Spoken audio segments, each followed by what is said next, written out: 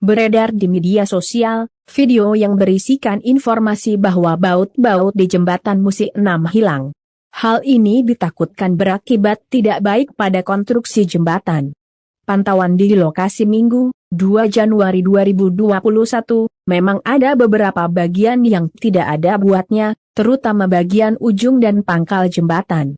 Menanggapi hal ini, pejabat pembuat komitmen, PPK, Musi 6, Arya Darmawan, mengatakan bahwa bagian tersebut memang tidak dipasang baut. Jadi itu memang hanya plat tambahan yang tidak dipasangi baut-bautnya.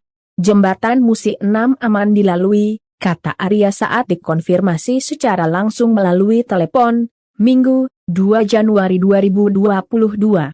Menurutnya, yang tidak ada baut-bautnya tersebut bukan hilang, melainkan memang tidak dipasang baut-bautnya. Kenapa tidak dipasang baut-bautnya? Karena memang pada bagian tersebut tidak ada kekuatan dan kosong, sehingga tidak mempunyai nilai struktur. Hanya plat tambahan saja untuk besi profil tersebut.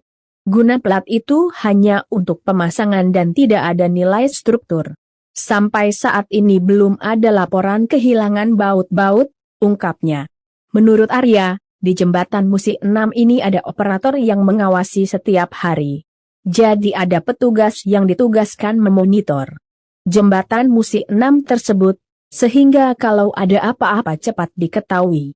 Di jembatan Musi 6 memang ada pernah kehilangan tapi bukan baut melainkan kabel, namun sudah diperbaiki.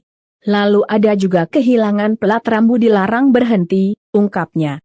Hai pemirsa Sri Popo TV, jangan lupa komen, like, dan subscribe, serta tonton terus berita-berita terupdate lainnya